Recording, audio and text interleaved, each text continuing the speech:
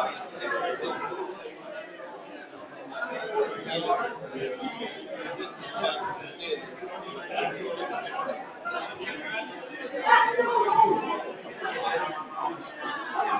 Alright, everybody. There will be time to network after the panel. We want to get this in.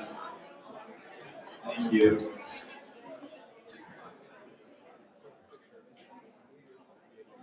Great.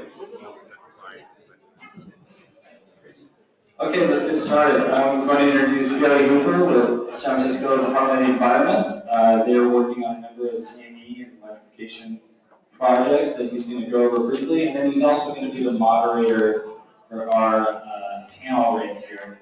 Alice and I will be going around with microphones, so if you have a question during the panel section, just raise your hand and we'll find you. Thank you. Good. Pick one, right? So I think we all got our adrenaline up over the morning, and I think the question was posed during the break by Chris that shouldn't I have really worn maybe a striped jersey to referee the drug match? But just want to add one more layer to load up this conversation we're going to have, which is the city perspective that's been implied so far. So San Francisco is one example. Climate change isn't hypothetical. This is now a regular picture along our waterfront.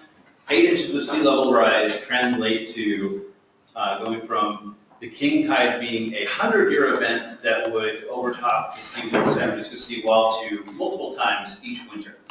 And a few more inches have posed risks and need and expense for some of the most expensive real estate in the Bay Area, as well as the city's wastewater infrastructure is directly under this image, a key component of it, as well as the BART tunnel. So those are 3 major pieces of infrastructure at risk. The first, just ballpark estimate of what protecting against those risks will cost started at $6 billion, and you know that is not the final number. And so, when we talk about cost effectiveness, there is it hits us in our wallet by avoiding this problem, in addition to our responsibilities to ourselves and future generations, even just on a cost basis. We have some real challenges. When we look, each of us in our communities, we generally have responsibility-driven goals that are very similar to many of the goals the state has put together. So this is PG&E handily put a wide array of state's goals on one slide. And I think the core one that is driving some of the discussion today is we have greenhouse gas emission reduction goals, and then including interim milestones and a long-term goal to get to a minimum of 80% below 1990 by 2050. And probably that number will actually go up from 80%, and there's a debate about that, but the set of actions we need to take today, whether it's 80% or 100%, are largely identical. When we look at, yes, we have responsibility-based goals, and San Francisco has set similar goals for itself, and is not purely waiting on determining if the state is going to meet those on its own, but we're going to meet it in our own community and have a good track record of demonstrating progress ahead of the state milestones. But when we look out to 2050, we did some work with Siemens to look in some detail. What exactly do we have to do? Like, is that 80% actually going to be something where it's doable in this physical environment of San Francisco? And what actually has to change? It really boils down to buildings, of course, and transportation are the core of our operational greenhouse gas emissions. And this complicated slide partly says 3 things. It says that there's no single measure that gets us there, including just generating our way out of the problem. So efficiency is absolutely core. And the second is, it really boils down to 3 words. We need to reduce, we need to renew, we need to electrify. So the reduce is on the left. The loading order for building energy efficiency is really applicable to transport as well. We need continually more efficient transport and more carbon efficient transport and buildings, and that does depend on the buildings, envelopes and systems and controls, and that's what some of the sub-boxes refer to. Electric cars are a major contributor, but they don't get us there on their own. They're the single biggest transport measure available to us at this point, particularly shared electric vehicles. And for this analysis, what we're showing, you see a relatively modest contribution, apparently, from maximizing rooftop PV in the San Francisco context.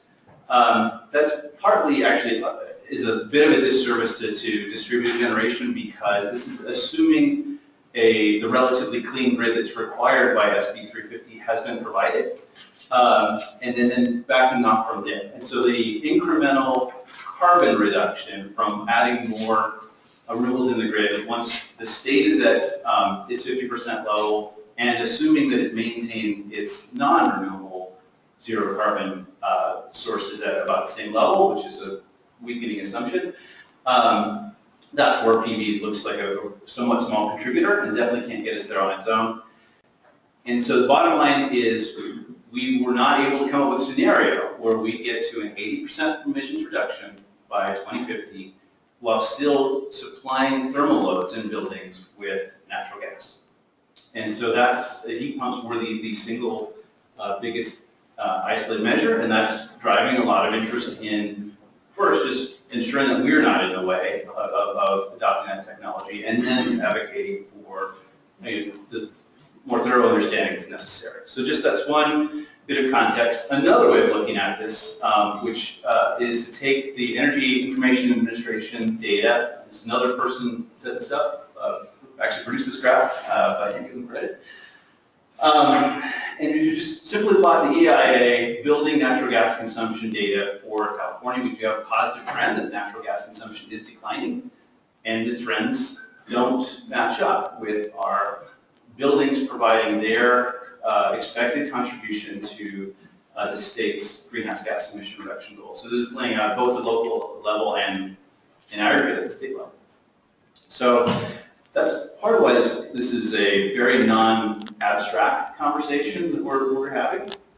And what I really appreciate about the three perspectives that have been offered this morning of practicalities of education of us, local officials, from Russ, the state being very conscientious in developing frameworks to support efficiency for decades now, and the need to rethink the underpinnings of some of the minutiae of that. What used to be minutiae has become critically important.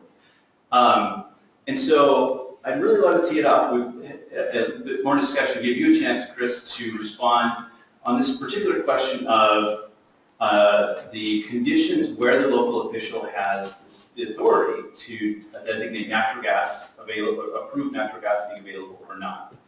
And I just would add, in addition to Sean's presentation, a source where I don't feel what's communicated to the official is as clear as how you presented it is, if we look at the Residential Alternative Compliance Manual, the guidance on this is that for newly constructed buildings, natural gas is available if a service line can be connected to the site without a gas main extension, right? And so there is written regulatory guidance that isn't quite as simple as that. And then second, last there, I'll definitely second, at the same time, the commission is of course super transparent, state agency, and so the looking at the call-in, the Title 24 compliance hotline call-in records, this question came in, when can, in the last 2 months, when can natural gas be designated as not available? And the answer was unambiguously that's at the discretion of the local code official. And so I just wondered if you could explore that a little more thoroughly and how we could help clarify that across the whole Bay Area. Okay. Is that on? I just can't tell. Okay. To a certain extent, yeah, that is a reflection of what's in the PUCs when they're doing rate cases and talking about availability of natural gas. There's assumptions of infrastructure costs from utilities to put a system in, and if they haven't incurred those costs, or if they are driving everyone to have to go to one source like electric because they haven't put it in there. And it's sort of the choice between electric and propane, or something of that nature. That is my understanding. But when we talk about there or not, it's not us saying we are making a determination. It would be based on that idea of has the utility put in the infrastructure to give the homeowner a choice, or by the lack of putting that infrastructure in there, is it basically forcing the homeowner to either electrify or put in a more expensive propane system with all the costs of that. But as far as how that is interpreted by the local building official, I do not see the Energy Commission stepping in and challenging that interpretation. That would really be more between the PUC and the utility if they have a concern with that interpretation and the underlying argument of why that was written the way it was. So I mean, I'm sorry, I wish I could be sort of more specific on that, but it's something that we recognized in that framework. We didn't get into making a sort of a case on our standards as to why that was checked or not checked. It was just is it there, is it not, and using those existing definitions, which was, as you read, is it available without basically putting in a new main to serve that area. But if there's a gas line going down the middle of the street and someone elects not to connect to it, and they want to say that there's not gas available, that is something that they'll have to sort of take up with utility if the utility wants to challenge that assumption. But it's not something that we are going to jump up and down and say, no, it's available, you have to use it. It's like, no, that's not. We want to be technology neutral to the most part. We do have, in building standards, let's say, in the Energy Commission as a whole, we have lots of groups looking at SB 350. We're looking at it as well. We're looking at existing buildings. We're doing a lot of different things, but we want to make sure that we're technology neutral to the fact that we're not putting any impediments towards electrification, but we're also not artificially penalizing any of the other technologies in the effort to force people to electrification. So right now we're just coming off of a lifetime basically of natural gas being the primary technology, having the thoughts of, okay, your electricity was either, your heating was either being done by gas on site or gas burned off site. And that was sort of the metric that was being used. So that if you were basically just putting electric on site, all you were doing was, burning the gas somewhere else. So now that electrification behind the meter storage, behind the meter PV is coming into its own, that thinking is changing, and that's what we're working on now to make sure that we capture that thinking. So if I were to take a chance at paraphrasing, there are macro considerations, and some portion of regulation is not entirely heard by the Energy Commission itself because of those macro considerations and other agencies. I see Sean, but Russ, if I could put that to you, right? So we have two potentially different pieces of guidance, right, between the ACM, where the code official is probably not necessarily expected to be considering those macro considerations, but just what's on the page, and also what's their sphere of authority. What can you add to the discussion? They'll always go back to the written language. That's their fallback. Pretty much for any of the codes they have to deal with, if they deviate from the language, they potentially run into trouble. So they'll call the hotline. But at the hotline, if they were to come out with some other language, say in a blueprint or something like that, that they can physically point to, that would be a big help as well. So, but they will. That's their natural fallback, is to go back to the written word and say, what is that? And so, Sean, you highlighted how there's the tariff driving this, and then there's also the ACM is a regulatory document. So what do we got? Well, you know, when you're an elected official, you're supposed to take an oath to defend the Constitution. When you're a certified energy examiner, you're supposed to be accurate, specifically to bills. And 99% of our work is in low-income housing. So TDB, which is supposed to be equivalent to predicting people's household energy burdens, the purpose behind it is cost effectiveness. If I can see that the rate that people are going to pay is specific to electric space heating, the language is there, and I can look at the software and I can see that the question that there's being asked is electric space heating, I don't understand why I would go to the ACM to get guidance about whether or not the gas is in the street. As a CA, I'm trying to serve low-income households and give them the best cost-effective advice so they can have a low bill. So I see a fundamental inconsistency between what is accurate and what a gas-friendly policy, decades of it, has created in policy language that does not match the real world of rates. And it should. It needs to. Low-income households depend upon this. Thousands of them, 6,000 households now that we've worked on. This matters. And playing the gas company's game of trying to find some way to make sure that the TDB is always favoring them, even if it's not accurate, true, doesn't match utility rates. I see this now as a policy train that the Energy Commission is on. They can't figure out how to get off, even though it doesn't make sense, it's not true, it's not accurate, it doesn't serve the public.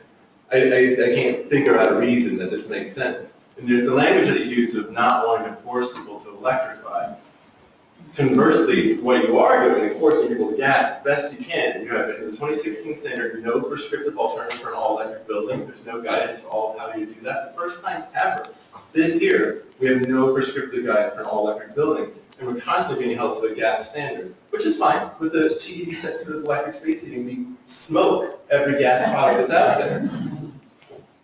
Pun intended, I guess. So what I heard you say doesn't make sense.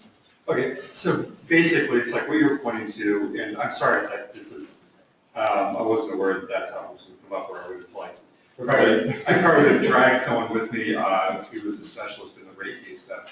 But you're basically, we deal with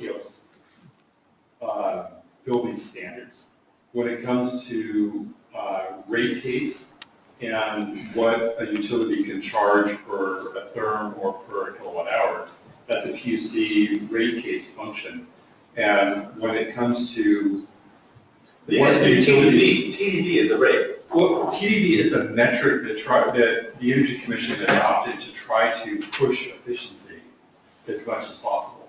And as our RPS changes, we have to adapt our TDB. And there's a lot of, as you saw from 2016 to 2019, there are a lot of changes in TDB. And we're basically what we're trying to do is make sure that any of those artifacts that you're saying of when it was, if you were comparing gas, water DSA to electric resistance. We have to make sure that any of the artifacts in our thinking, in our code, is removed. And that's what we're working really hard on. That's why I say that these slides change a lot. And people like Bill Mozzie, Martha, and I are just constantly sort of doing this, running all different scenarios, running modeling, trying to figure out, okay, what is it? What is the best step forward? That said, as we've talked about before, the Energy Commission for years before I got there, since I've just been there for about a year in this role, was really focused on single family. Our goal and one of our big missions is to put a lot more focus on commercial and multifamily and really get into that space. Because as you say, if you're looking at the housing starts in 2004, before sort of the housing, it was sometimes up to 4-to-1 of single family versus multifamily. With the the crash of the housing market, different preferences in millennials of what they want to deal with, where they want to spend their money, where they want to spend their time, where they want to live. We're seeing a shift for the first time we've seen, in our standards towards more of those starts being multifamily. That is a 9-year-long trend. Yeah. 9 years now. Well, all I can say is what I've looked at from the stuff we've seen in the last couple of years, as far as there was a lot more housing starts, and it made the numbers look really good until you looked at how many of them were sitting, unsold. So we're looking at making sure that we don't, as I say, we don't want to put our thumb on the scale either way, because that loses us our credibility. We basically want to look at things from as agnostic a viewpoint as possible, so that we are being accurate. And that's why I invite people like you, Pierre, even CBI, solar industry, in to help educate our staff. That's why, with the housing unit like you're doing up in Woodland, Mozzie's looking at all the data on that to sort of say, what can we learn from that? And we sometimes run into things, as you say, with the whole thing of, the gas line, is it available or not. There's certain things that we can't step into another agency's authority of, what the basis of that, availability is in their rate systems, and why the utility is able to charge 2 different rates based on that decision. That's something that's, I can't get into, but I can question and try to make sure that we are not. Think about it. When you push the button, propane, natural gas not available, natural gas available, those are already programmed in. There's no extra work to be done. That's already options that we have. And it seems to me like the guidance language, which predates heat pump thinking, is what is holding us back. Because the software is clear. It says electric. It says gas and fuel available for heating. It's just that. And if I, as a person who's a scientist, try to say, okay, that's the question. What's the answer? Is gas available for heating? When I switched my own gas wall heater to a heat pump in 2008, the task I had to do is call up PG&E and say, I have electric space heating now. They said, really? Great. And that was the end of the phone call. And they changed my rate schedule, and that's how every single apartment they do new construction, make sure they're on the correct rate schedule, electric space heating. And I just sort of a much ado about nothing. John and Chris, sorry, I'm going to blow the whistle. Everybody in the audience has patiently been holding their questions all morning, so let's take it out. Here.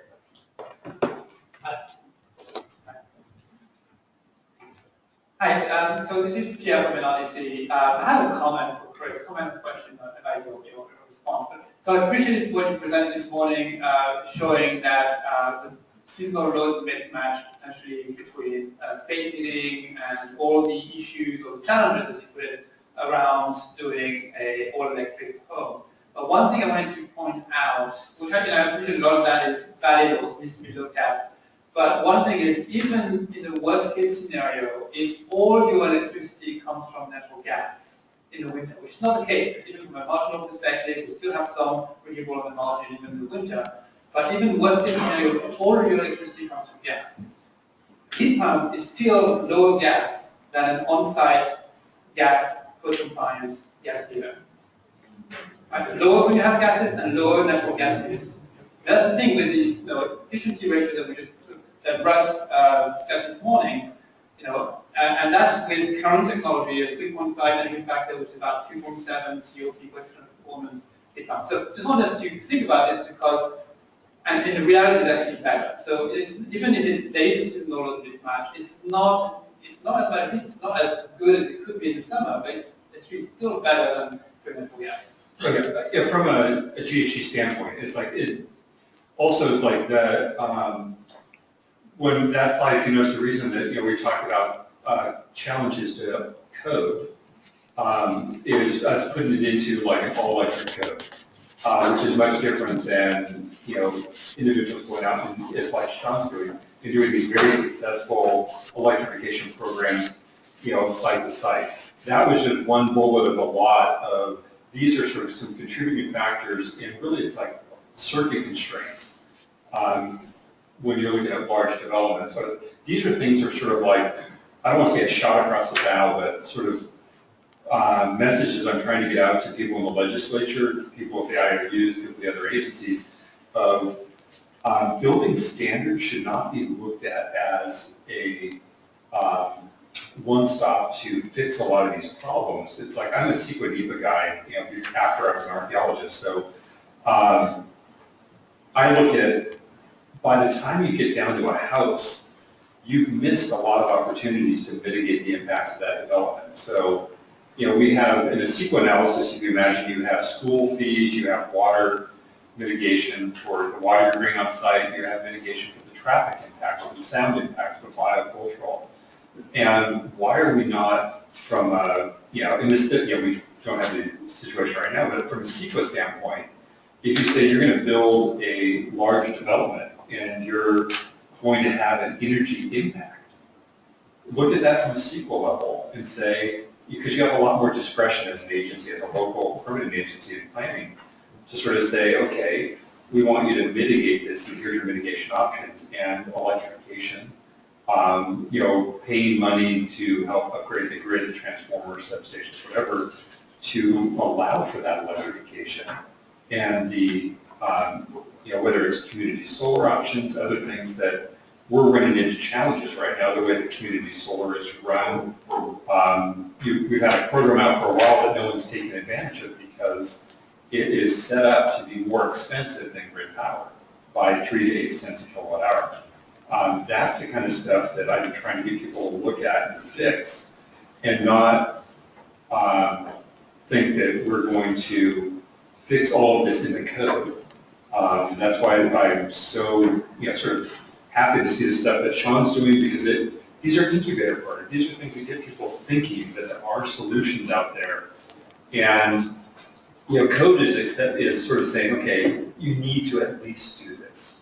But there are aspirational things that people are doing out there that we say, okay, these are working. We can sort of take that data and we can look at it and we can start getting people internally, externally, start thinking and moving towards these directions, so that in the 2022 code, we can start taking these really good ideas and saying, no, these are not just aspirations.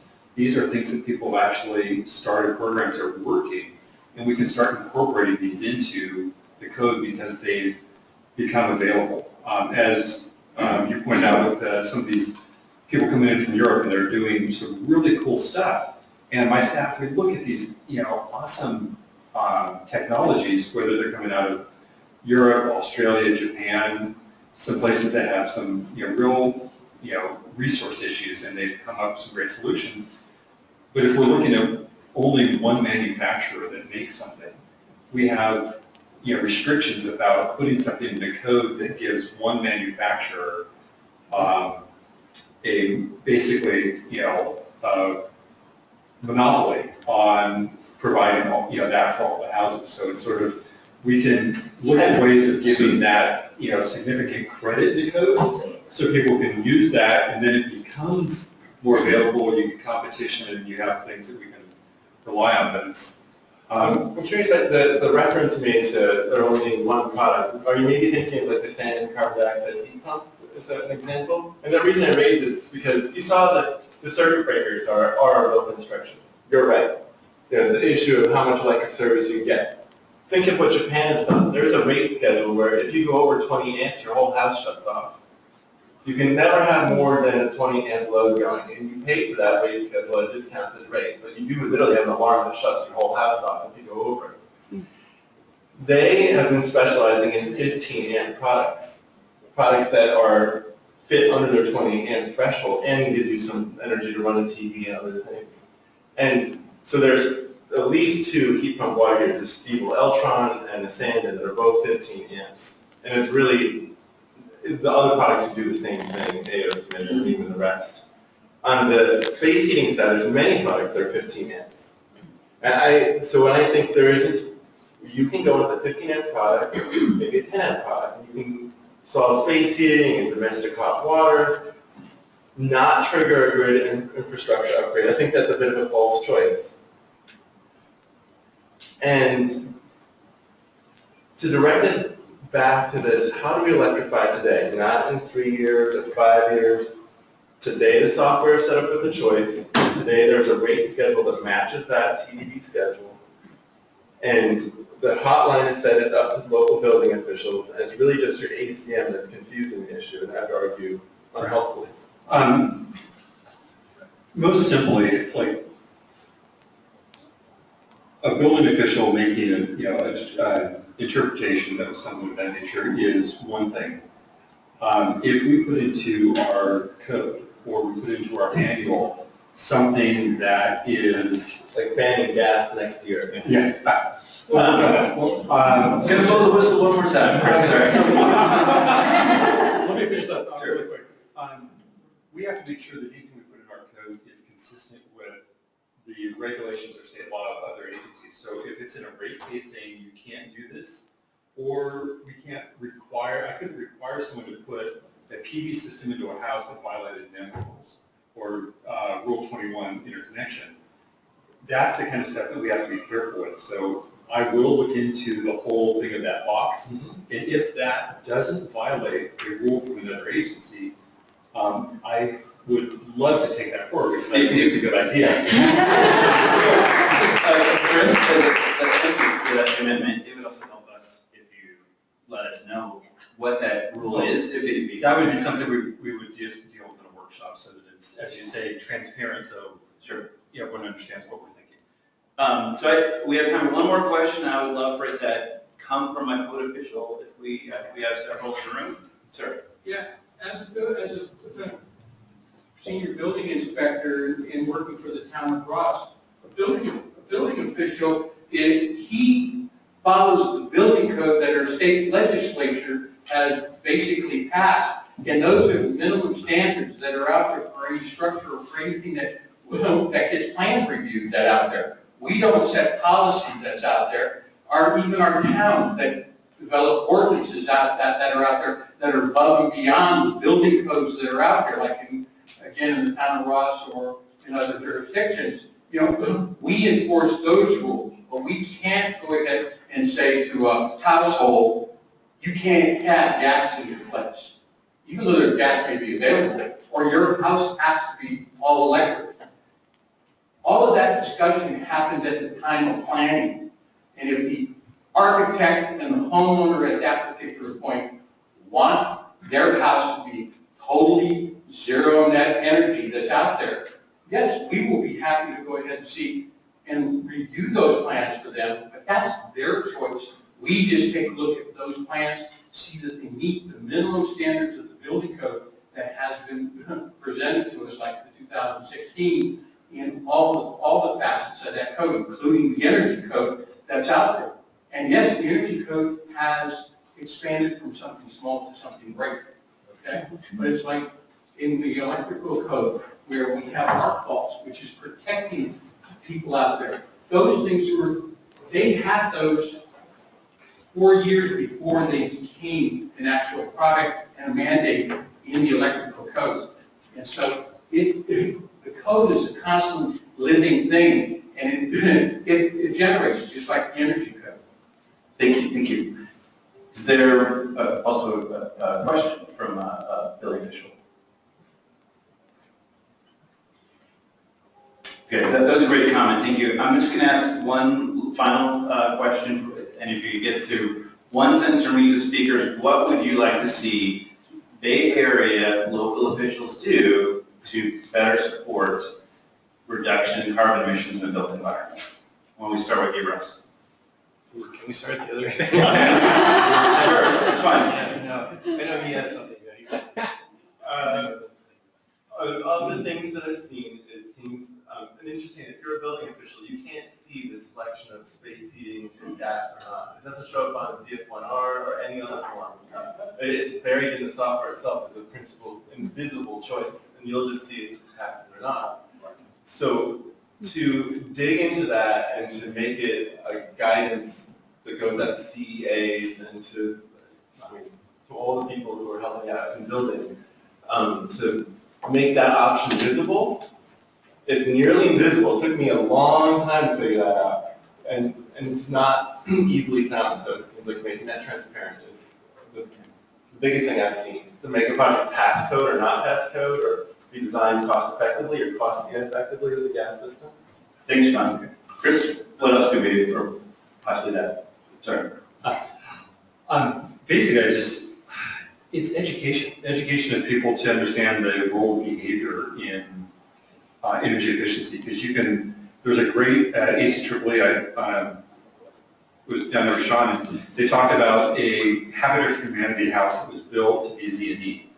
And they ran it metrics over 10 years, and they found it only ran as a Z&E house for 4 out of 10 years because of behavior. Teenagers, actually. That's sort of 2 to 1 thing. But our code design is basically, as Sean says, it's like we have 21 and 27, and we sort of round off to about a 24.5 square foot house for the residential. This is all theoretical, mathematical, sort of assumptions of behavior. And no matter what the code looks like, people's behavior and how they use their appliances, how they use their house, how they use their cars is really where a lot of this is going to, where we're going to be sort of made or broken when it comes to greenhouse gas emissions. So that's the thing, just to make sure that people understand that we can set great codes, the locals can set great local codes, other people can go well beyond that with aspirational projects that are sort of these guiding beacons, but if people don't use them correctly, you lose a lot of the value. So when I talk about the water heater replacements, if you go have an existing home, and with an existing home it's very clear whether there's gas available. If you have a gas water heater or gas furnace in the house, there's gas available. So, and so if you're going from a gas water heater to an electric heat pump water heater, all you have to do, it's very prescriptive, you just put in a heat pump water heater of a certain efficiency, and that's it, you're done. Now, for space heating, it's very different. If you're going from a gas furnace to a heat pump space heater, you have to hire an energy consultant to come out to the house, to measure everything about the house, create a computer simulation model of the house, and then do a before and after thing, and you may have to trade off it. You may have to add ceiling insulation or go to high efficiency or something to make up for that difference. It's not prescriptive. So, and I sit on the board of the people who do that, KBAC, California Association of Building Energy Consultants. So Misty, don't tell them I'm saying this, but I would like to see it simplified where you didn't necessarily have to hire a person to do that. It maybe still performance, but simplified performance so that there was it didn't take quite so much work to do it. I'm not asking for a prescriptive, but just a simplified approach to do that. Great. Yes, Can I have something just really quick? I want to comment that I think Christopher said something really important, and I want to make sure everybody in the city's heard it. And that is that you have CEQA as another tool. CEQA is another tool. So don't just be looking at codes, but look at the other tools in your toolbox to address the emissions in built projects. Great, thank you. It's been a fantastic discussion, and appreciate your time this morning, and I'll leave the floor to Alex. I don't think we don't need to. So can I just get a round of applause for our host?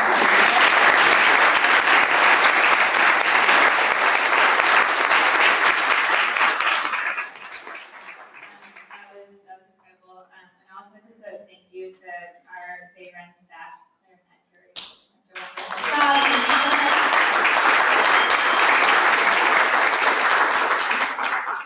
We'll send this information out, so you'll have the contact information for all the speakers, bombarded with emails and questions. And so this will be sent out to you. We also have already emailed you a survey link. Also, if you don't know who your codes person is for your county, you can go to our BayREN Code website. You can email the codes at BayREN.org email, and there's lots of really incredible resources available for local government. So make sure that you're taking advantage of them. And then finally, we sent out a survey. Please give us feedback. We have 3 more fees this year, so if this was lengthy for you, please let us know so we can make them better. I really appreciate you all coming out today. Here. Will the presentations be made available? Absolutely. They will be emailed to you as well as available on the BayREN codes dashboard, and it includes the recorded presentations. And just to follow up on that survey piece, these type of topics on the borderline of CEC, PUC policies are sometimes really popular, but it's also really important that we get your feedback, because if these are things that you want to hear more about, my name is Chris, I work closely with Edgar, the whole team, but it's really important to be able to demonstrate that this is a topic that local officials, local building professionals want to hear more about. So if you could complete that survey, that would be really helpful. So, thank you. Yeah, help us out.